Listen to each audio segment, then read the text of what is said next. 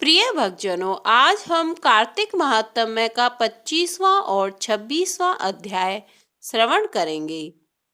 धर्मराज जी ने कहा, तीर्थ में दान और व्रत आदि सत्कर्म करने से मनुष्य के पाप नष्ट हो जाते हैं, परंतु तू तो प्रेत के शरीर में है, अतः उन कर्मों को करने की अधिकारिणी नहीं है। इसलिए मैंने जन्म से लेकर अब तक जो कार्तिक का व्रत किया है, उसके पुण्य का आधा भाग मैं तुझे देता हूँ। तू उसी से सदगति को प्राप्त हो जा।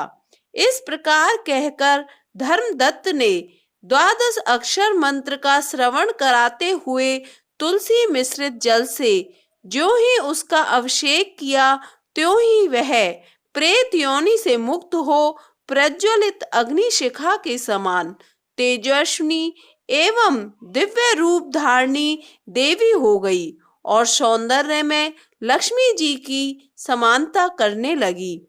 तदंतर उसने भूमि पर दंड की भांति गिरकर ब्राह्मण देवता को प्रणाम किया और हर्षित होकर गदगद वाणी में कहा, हे द्विश्रेष्ठ, आपके प्रसाद से आज मैं इसके नरक से छुटकारा पा गई हूँ। मैं तो पाप के समुद्र में डूब रही थी और आप मेरे लिए नौका के समान हो गए।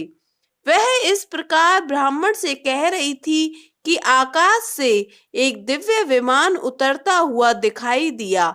वह अत्यंत प्रकाशमान एवं विष्णु रूपधारी पार्षदों से युक्त था। विमान के द्वार पर खड़े हुए पुण्यशील और सुशील ने उस देवी को उठाकर श्रेष्ठ विमान पर चढ़ा लिया। तब धर्मदत्त ने बड़े आश्चर्य के साथ उस विमान को देखा और विष्णु रूपधारी पार्षदों को देखकर साष्टांग प्रणाम किया। पुण्यशील और सुशील ने प्रणाम करने वाले ब्राह्मण को उठाया और उसकी सराहना करते हुए कहा, हे द्विश्रेष्ठ, तुम्हें साधुवाद है, क्योंकि तुम सदैव भगवान विष्णु के भजन में तत्पर रहते हो, दीनों पर दया करते हो, सर्वज्ञ हो और भगवान विष्णु के व्रत का पालन करते हो।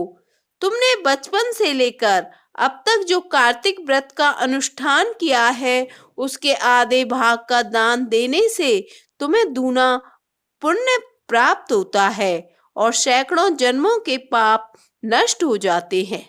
अब यह वैकुंठ धाम में लाई जा रही है।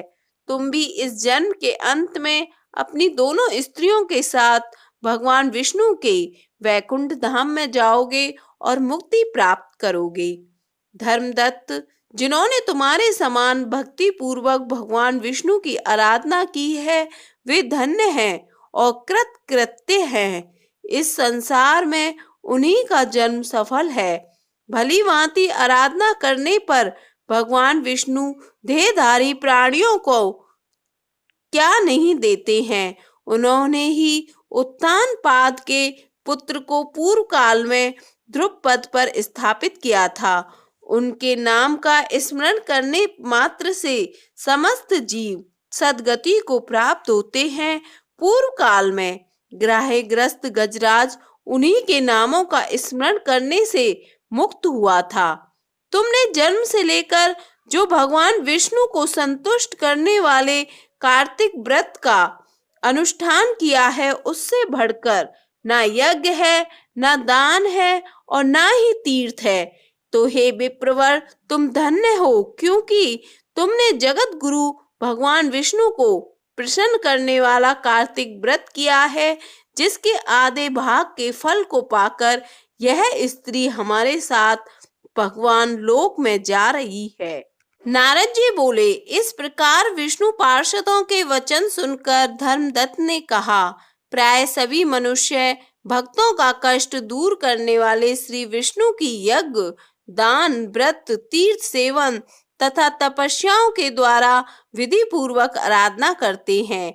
उन समस्त साधनों में कौन सा ऐसा साधन है जो भगवान विष्णु की प्रसन्नता को बढ़ाने वाला तथा उनके सामीप्य की प्राप्ति कराने वाला है। दोनों पार्षद अपने पूर्व जन्म की कथा कहने लगे। हे द्विश्रेष्ठ, आपका प्रश्न बड़ा श्रेष्ठ है। आज हम आपको भगवान विष्णु को शीघ्र प्रसन्न करने का उपाय बताते हैं। हम इतिहास सहित प्राचीन वृत्तांत सुनाते हैं, सावधानी पूर्वक सुनो। ब्राह्मण, पहले कांचीपुरी में चोल नामक एक चक्रवर्ती राजा हो गए थे। उन्हीं के नाम पर उनके अधीन रहने वाले सभी देश चोल नाम से विख्यात हुए। राजा चोल जब इस भूमंडल का शासन करते थे, उसी समय उनके राज्य में कोई भी मनुष्य दरिद्र, दुखी, पाप में मन लगाने वाला अथवा रोगी कोई भी नहीं था। एक समय की बात है, राजा चोल अनंत शयन नामक तीर्थ में गए, जहां जगदीश्वर भगवान विष्णु ने योग निद्रा का आश्रय लेकर शयन किया हुआ था। वहां भगवान विष्णु के दिव्य विग्रह की राजा ने विधि पूर्वक पूजा की। दिव्य मणि, मुक्ता फल तथा सुवर्ण के बने हुए सुंदर पुष्पों से पूजन करके साष्टांग प्रणाम किया। प्रणाम करके ज्यों ही बैठे, उसी समय उनकी दृष्टि भगवान के पास आते हुए एक ब्राह्मण पर पड़ी, जो उन्हीं की कांची नगरी के निवासी थे। उनका नाम विष्णुदास था। उन्होंने भगवान की पूजा के लिए अपने हाथ में तुलसी दल और जल ले रखा था। निकट आने पर उन ब्राह्मण ने विष्णु सूक्त का पाठ करते हुए देव अधिदेव भगवान को स्नान कराया और तुलसी की मंजरी तथा पत्तों से उनकी विधिवत पूजा की। राजा चोल ने जो पहले रत्नों से भगवान की पूजा की थी, वह सब तुलसी पूजा से ढक गई। यह देखकर राजा कुपित होकर बोले, विष्णुदास, मैंने मणियों तथा सुवर्ण से भगवान की जो पूजा की थी, वह कितनी शोभा पा रही थी। तुमने तुलसी दल चढ़ाकर उसे ढक दिया। बताओ, ऐसा क्यों किया? मुझे तो ऐसा जान पड़ता है कि तुम दरिद्र और गंवार हो, भगवान विष्णु की भक्ति को बिल्कुल नहीं जानते। राजा की यह बात सुनकर द्विश्रेष्ठ विष्णुदास ने कहा, राजन, आपको भक्ति का कुछ भी पता नहीं है।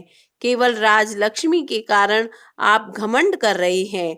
बतलाइए तो, आज से पहले आपने कितने वैष्णव व्रतों का पालन किया है? तब नृपश्रेष्ठ चोल ने हंसते हुए कहा, तुम तो दरिद्र और निर्धन हो। तुम्हारी भगवान विष्णु में भक्ति ही कितनी है। तुमने भगवान विष्णु को संतुष्ट करने वाला कोई भी यज्ञ और दान आदि नहीं किया और ना पहले कभी कोई देव मंदिर ही बनवाया है। इतने पर भी तुम्हें अपनी सब भक्ति पर इतना गर्व है। अच्छा, तो ये सभी ब्राह्मण मेरी बात सुन लें। भगवान विष्णु के दर्शन पहले मैं करता हूँ या यह ब्राह्मण?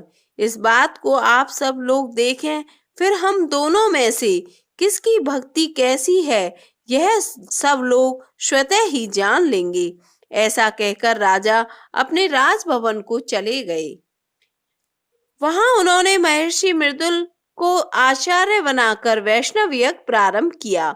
उधर सदैव भगवान विष्णु को प्रसन्न करने वाले शास्त्रोक्त नियमों में तत्पर विष्णुदास भी व्रत का पालन करते हुए वहीं भगवान विष्णु के मंदिर में टिक गए। उन्होंने माघ और कार्तिक के उत्तम व्रत का अनुष्ठान, तुलसी जीवन की रक्षा, एकादशी को 12 अक्षर मंत्र का जाप, नृत्य, गीत आदि मंगलमय आयोजनों के साथ प्रतिदिन षोडशोपचार से भगवान विष्णु की पूजा आदि नियमों का आचरण किया। वे प्रतिदिन चलते फिरते और सोते हर समय भगवान विष्णु का स्मरण किया करते थे।